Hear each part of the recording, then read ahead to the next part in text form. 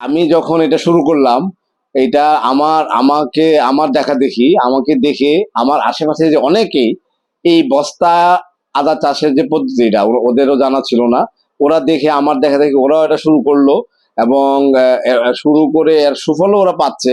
এবং এটা আশা করি ইনশাল্লাহ এটা আরো অন্যান্যরা এটাতে উদ্বুদ্ধ হয়ে, এবং তাদের যে পরিত্যক্ত জায়গা ছিল, আপনারা জানেন যে এই আদা চাষটা খুব একটা একবারে খেতে করতে হয় না। এই আলু কিছু ছায়া, তার মানে আপনি যে বাড়ির আঙ্গিনায় গাছের নিচে এটা করতে পারেন। অতএব বাড়ির আঙ্গিনায়, এবং এইটা দেখে আমাকে দেখে অনেকে উদ্বুদ্ধ হয়ে এটা আদা চাষ অলরেডি শুরু করে দিয়েছে, এবং আশা করি এর ফলে ওই এলাকায় একটা এই আদা চাষের একটা বিপ্লব ঘটবে আগামী দিনে। এবং আশা করি এবং আমরা এর সুফল আমরা পাবো ইনশাল্লাহ। বিসমিল্লাহির রহমানির রহিম।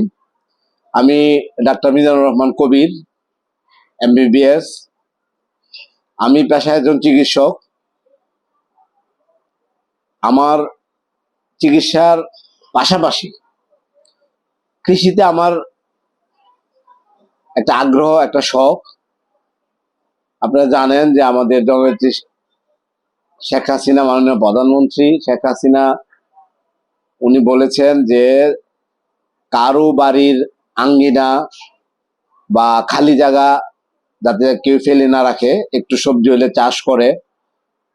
তার এই কথাতে উদ্বুদ্ধ হয়ে আমি আমার বিভিন্ন সবজি চাষ করে যাচ্ছি। পাশাপাশি যে জিনিসটা নিয়ে আজকে মানে আমি বিশেষ করে উল্লেখ করতে যাচ্ছি, যে বস্তায় আদা চাষ। এই ধারণাটা আমার কাছে নতুন, এবং অত্র এলাকায় এই বস্তায় আদা চাষ ব্যাপারটা নতুন। আমার এখানে প্রায় 1000 বস্তায় আদা চাষ আমি করেছি। এটা করার উদ্দেশ্য হলো যে এখানে প্রায় আমি যদি ধরে নিই যে প্রতি বস্তায় আমি 1 থেকে 1.5 কেজি বা 2 কেজি আশা করি আমি, তবুও আমি 1000, 1500, প্রায় 2000 কেজি আদা হয়তো বা আমি পাবো। এবং এটা দেশি জাতীয় আদা। এটা আমার চাহিদা পূরণ করে, পাশাপাশি আমি আমার এলাকার চাহিদাও আমি আশা করি পূরণ করতে পারবো।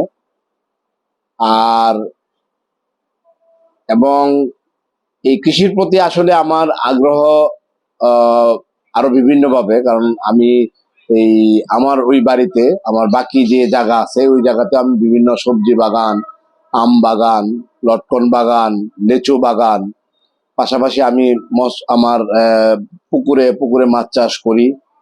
এবং আমার একটা খামার আছে, ওখানে গাভী আমি চাষ করি, গাভী পালন করি, সরি। তো আর আদার ব্যাপারটা যেটা বলি, যে আদাটা আসা এই নতুন জিনিসটা, আর এই ব্যাপারটা আমি বর্তমান উপজেলা কৃষি অফিসার যিনি আছেন, জনাব আকলিমা বেগম, উনিও আমাকে উদ্বুদ্ধ করেছেন।